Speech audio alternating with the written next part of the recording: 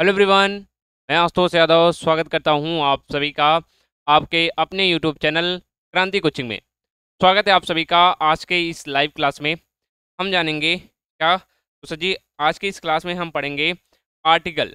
अगर आप सभी को नहीं पता तो मैं बता दूं, आपके बोर्ड एग्जाम के पेपर में यानी कि क्लास 12th के बोर्ड एग्जाम के पेपर में सर जी आपको देखने को मिलेगा आर्टिकल 10 नंबर का।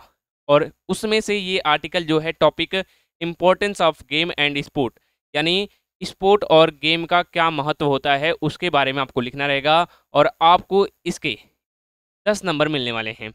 और सर जी बहुत ही आसान तरीके से मैं बताऊंगा आर्टिकल का फॉर्मेट क्या होता है, कैसे आर्टिकल लिखा जाता है। और एक बात करें इस आर्टिकल की तो कितना ज़्यादा इंपॉर्टेंट है आप देख ही सकते हैं। 24 में, 23 में, 22 में, मतलब हर बार ये रिपीटेड है। आपको इसके बारे में कुछ कहने की आवश्यकता नहीं है। तो क्या सभी छात्रों को क्लियर है? तो मैं आगे बढ़ूंगा और आपको बताऊंगा कि कैसे आर्टिकल लिखा जाता है एक बढ़िया से फॉर्मेट में। सर बोलिएगा, ठीक है। और क्लास को शेयर करना ना भूलिए, क्लास शेयर होती रहनी चाहिए। और बिल्कुल बेहतर तरीके से, ज़्यादा लंबी क्लास नहीं होगी, 10 से 15 मिनट के अंदर मैं आपको बिल्कुल बेहतर तरीके से 10 नंबर आपके पक्के करने वाला हूँ, ठीक है। बाकी अगर अभी तक आपने नहीं देखा है कि आपकी इंग्लिश की क्लास कैसे होगी, हाँ, या इंग्लिश का पेपर कैसे होगा सर जी, तो उस पेपर की क्लास मैंने आपको करा दी है। आप वहाँ से तब इस चैनल के प्लेलिस्ट से जाकर वहाँ से चेक करेंगे, ठीक है। तो आइए आज के टॉपिक को स्टार्ट करते हैं। ठीक है सर जी, जी सर जी। तो आज के टॉपिक को स्टार्ट करते हैं। आज का टॉपिक जो है होने वाला है वो है आर्टिकल। बात करें अगर हमारा सेक्शन बी जो पेपर में आने वाला है वो होगा राइटिंग का। राइटिंग में दो चीज़ें पूछी जाती हैं, एक होता है आर्टिकल और सेकंड का होता है हमारा लेटर। लेटर आता है 10 नंबर का, आर्टिकल आता है 10 नंबर का। मतलब टोटल जो राइटिंग सेक्शन होता है आपका 20 मार्क का होता है, 20 मार्क्स का होता है, ठीक है। आज जो पढ़ेंगे हम पढ़ेंगे importance of game and sport, यानी गेम और स्पोर्ट्स का, खेल कूद का क्या महत्व होता है हमारी डेली लाइफ में, क्यों हमें खेल कूद में हिस्सा लेना चाहिए, भाग लेना चाहिए, इसके बारे में। एक बार जब भी पूरा बिल्कुल दम लगाकर सभी छात्र अपने दोस्तों को शेयर करेंगे इस वीडियो को। बाकी आइए स्टार्ट करते हैं।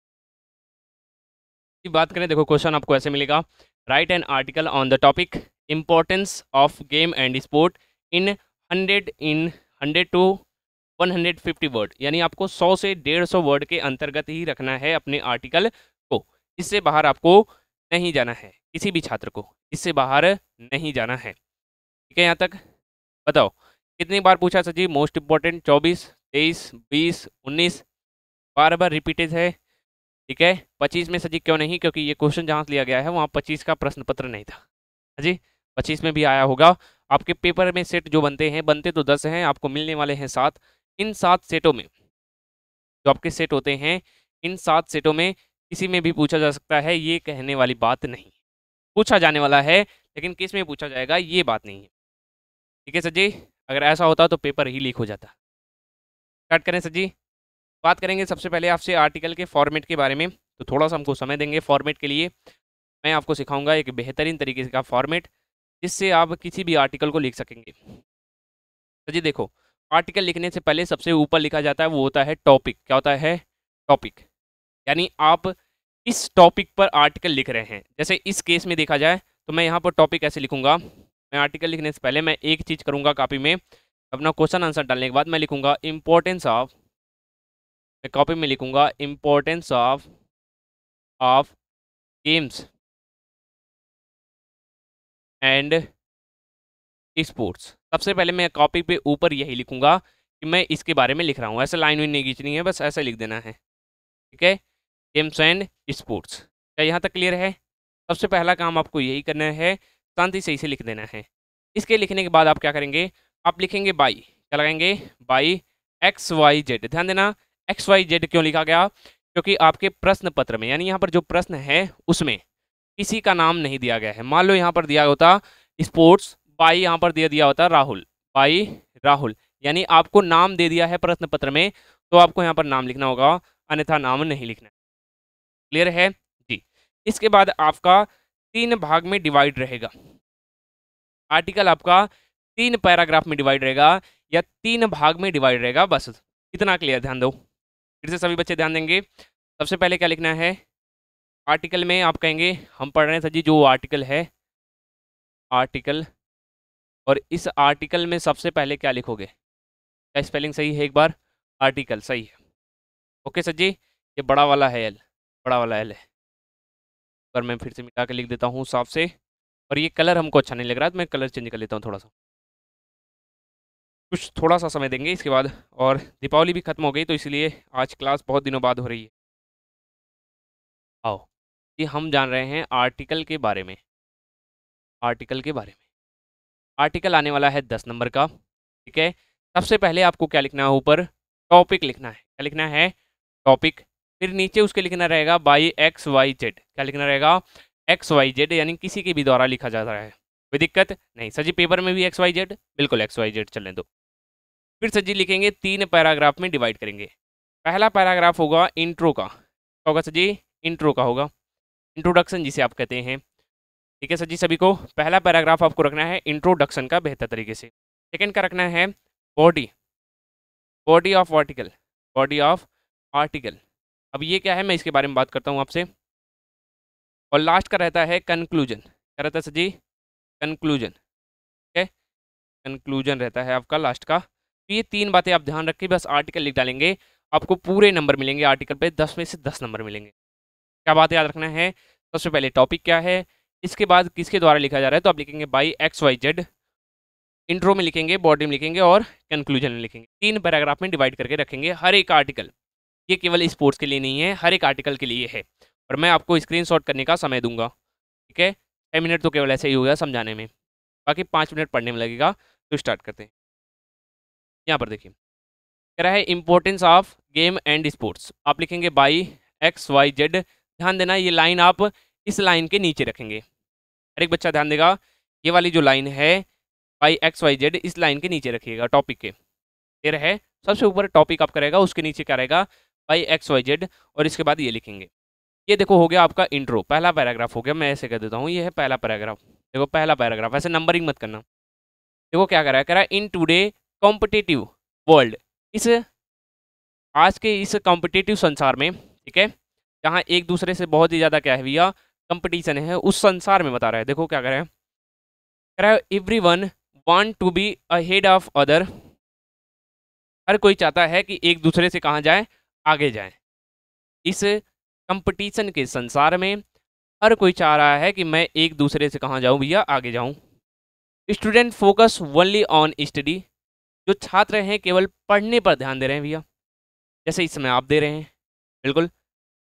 एंड एग्जामिनेशन रिजल्ट, और परीक्षा के परिणाम पर। आज के जो छात्र हैं वो केवल पढ़ने और परीक्षा के परिणाम पर ध्यान दे रहे हैं। ठीक है, जैसा कि आप भी दे रहे हैं, ऐसा ही बढ़िया कह रहे हैं। लिविंग नो टाइम, उनके पास समय ही नहीं है फॉर के लिए एक्सरसाइज और गेम, यानी खेल और अभ्यास के लिए। एक्सरसाइज मतलब क्या होता है? एक्सरसाइज मतलब क्या होता है? एक्सरसाइज का मतलब होता है भैया अभ्यास करना, मतलब ये एक्सरसाइज करना। आप जानते हैं दौड़ना एक एक्सरसाइज है, ठीक है, योगा करना, ये सभी क्या है? एक्सरसाइज। बढ़िया जी। तो ये पूरा मतलब समझ में आ गया सभी को? बोलो क्या कहता है कि आज के इस कंपटीशन वाले संसार में कि हर कोई एक दूसरे से आगे जाना चाहता है। जो छात्र हैं वो केवल पढ़ने पे फोकस कर रहे हैं और परिणाम पर, किसके? परीक्षा के। ठीक है, उनके पास एक्सरसाइज और योगा के लिए बिल्कुल भी समय नहीं है।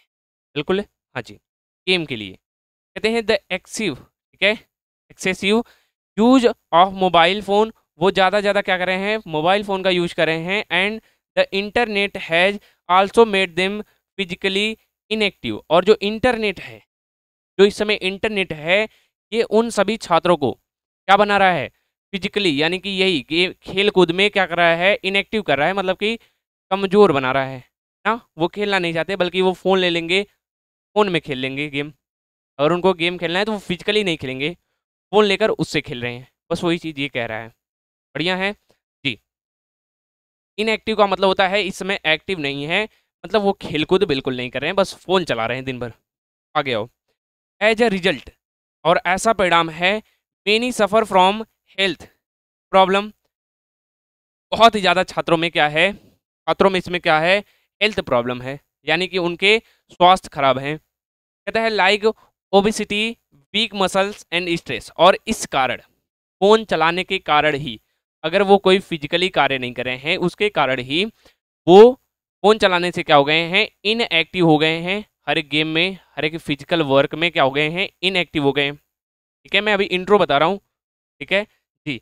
और क्या कह रहा है, कह रहा है कि और इनएक्टिव होने के कारण ऐसा रिजल्ट है, रिजल्ट कैसा है कि उनकी हेल्थ खराब है, उनका ध्यान बिल्कुल नहीं लगता है किसी चीज़ पर, वो वीक हो गए हैं और सजी स्ट्रेस हो रहे हैं, मतलब कि थोड़ा सा स्ट्रेस फील कर रहे हैं। आप सभी जानते हैं स्ट्रेस क्या होता है, क्या आप सभी इस समय स्ट्रेस फील कर रहे होंगे क्योंकि आप सभी के फिजिक्स और मैथ में हालत खराब होगी।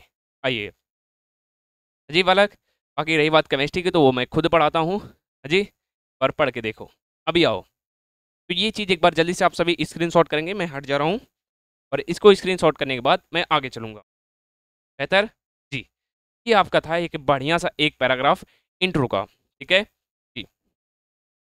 सेकेंड चले, ये होता है बॉडी, जिसमें आपको लिखना है कि गेम के क्या महत्व हैं, गेम के कारण क्या होने वाला है, ये सभी बातें। ठीक है, हर एक छात्र को जी आपके 10 नंबर पक्के होने वाले हैं, क्योंकि ये जो आर्टिकल है बहुत ही ज़्यादा जरूरी है। ठीक है, तो कोई भी रुकने वाला नहीं है। आओ कहते हैं गेम्स, पर फिर से देखो, games and sports not only keep our body fit. Game और स्पोर्ट जो होते हैं वो केवल हमारे शरीर को फिट ही नहीं रखते, बल्कि और भी कुछ करते हैं। कहते हैं एंड स्ट्रॉन्ग, बट जो गेम है वो हमारे शरीर को केवल फिट और मजबूत ही नहीं रखता, बल्कि आल्सो इम्प्रूव मेंटल हेल्थ, बल्कि वो क्या करता है, हमारी मेंटल हेल्थ को भी क्या करता है, सही करता है। कौन, गेम और sports. They teach us discipline, और हमें सिखाता है, क्या सिखाता है, डिसिप्लिन क्या होता है, टीम वर्क क्या होता है, एंड लीडरशिप क्या होती है, ये हमें कौन सिखाता है भैया, गेम और स्पोर्ट्स सिखाते हैं। सिंपल सा जी। कहते हैं थ्रू गेम्स, यानी गेम्स के द्वारा स्टूडेंट लर्न पेशेंस, जो छात्र होते हैं वो धैर्य सीखते हैं, और क्या सीखते हैं, कोऑपरेशन सीखते हैं, एंड कोऑपरेट करना, सुने हो ना बस, and the value of hard work, और हार्ड वर्क को सीखते हैं। ठीक है, गेम से ही, गेम से ही हर एक छात्र, फिर से सुनना, गेम के माध्यम से हर एक छात्र क्या कर रहा है, बताओ क्या सीख रहा है, डिसिप्लिन, टीम वर्क, लीडरशिप सीख रहा है। इसके बाद और क्या क्या सीख रहा है, पेशेंस करना सीख रहा है, कोऑपरेट करना सीख रहा है, और हार्ड वर्क क्या होता है इसके बारे में वो गेम के माध्यम से ही सीख रहा है। और तुम लोग हो तो गेम तो खेलते नहीं। हाँ जी भैया। ठीक है, अब इसमें से इतने छात्र कितने होंगे, बहुत ज़्यादा छात्र होंगे जो खाली खेलते होंगे और कोई कार्य नहीं करते होंगे, मतलब पढ़ाई भी नहीं करते, बस खेलते हैं, दिन भर खेलते हैं। तो ये भी ज़्यादा फिजिकली भी, मतलब ज़्यादा गेम खेलना भी अच्छा नहीं है भैया। कहते हैं ना, चाहे जो चीज़ हो वो अगर ज़्यादा करोगे तो नुकसानदायक है। ठीक है, चाहे खाने वाली चीज़ हो चाहे खेलने वाली चीज़ हो। आइए, कहते हैं स्पोर्ट्स आल्सो बिल्ड कॉन्फिडेंस, जो स्पोर्ट्स होता है वो क्या करता है, हमारा कॉन्फिडेंस बिल्ड करता है, बनाता है, and help in the overall development of personality, और क्या करता है, ये बनाता है हमको, बिल्ड करता है हमारी पर्सनैलिटी को ना। अगर आप बढ़िया से खेलते हैं तो आपकी पर्सनैलिटी भी इसके साथ बिल्ड हो रही है। क्लियर है क्या? ठीक है, यहाँ तक तो इसका भी एक बार स्क्रीनशॉट लेंगे, मैं इसको हटा दे रहा हूँ पर जल्दी से। और बताओ, इतना आसान शब्दों में है, बस एक बार आप इसको पढ़ेंगे, कॉपी में लिखेंगे और आपको याद हो जाएगा। ठीक है जी। तो सभी छात्रों को 2 पैराग्राफ समझ में आया। पहले पैराग्राफ में बताया गया कि गेम है क्या, गेम हमें क्यों खेलना चाहिए। फिर दूसरे में बताया गया गेम के क्या फ़ायदे हैं, क्या नुकसान है। बताओ, नुकसान तो अभी कुछ नहीं दिखा सजी, फ़ायदे ही फ़ायदे सब चल रहा है। अब ये रहा conclusion.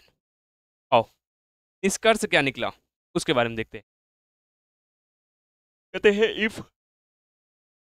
If student utilise their energy in sports, यदि आपका, यदि जो छात्र है वो अपने एनर्जी को यूटिलाइज करता है गेम में, स्पोर्ट्स में, दे विल बिकम हेल्थी, वो हेल्थी हो जाता है, एक्टिव बन जाता है, हर एक काम के लिए एक्टिव हो जाएगा, पढ़ने के लिए हो, खेलने के लिए हो, दौड़ने के लिए हो, भागने के लिए हो, सब काम में क्या हो जाएगा, एक्टिव हो जाता है। कौन? तो छात्र। आगे आइएगा, कहते हैं एंड सक्सेसफुल इंडिविजुअल्स, और वो सक्सेसफुल हो जाता है। कौन? तो जो छात्र गेम को खेलते हैं। ठीक है, तो आज से सभी छात्र गेम खेलना चालू करेंगे, लेकिन साथ में पढ़ाई भी। याद रखें, गेम ही जरूरी नहीं है, पढ़ाई भी बहुत ज़्यादा जरूरी है। आइए, a nation who youth play and stay fit will always be strong and purse prosperous ना, प्रोस्पेरस यानी होता है समृद्धि या सुखी, होता है समृद्धि या फिर सुखी होता है, प्रोस्पेरस। ठीक है, एक बार सभी बच्चे सुने फिर से। कहता है अनेसन यानी एक राष्ट्र, हु यूथ यूथ जहाँ के लड़के, नौजवान, युवक, play and stay fit will always be strong, जहाँ के स्टूडेंट खेल कूद में आगे रहते हैं वो मजबूत भी होते हैं और सुखी भी होते हैं। प्रोस्पेरस यानी होता है सुखी होना, समृद्ध होना। ठीक है, बिल्कुल जी। कहते हैं therefore we must include, इसीलिए, देयर फॉर वी मस्ट, इसीलिए हम सभी को इंक्लूड करना चाहिए। ठीक है, इंक्लूड मतलब जोड़ लेना चाहिए। क्या जोड़ना चाहिए? Games and sports in our daily routine, तब अपने दिनचर्या में इसलिए हमको क्या करना चाहिए? गेम और स्पोर्ट्स को जोड़ लेना चाहिए।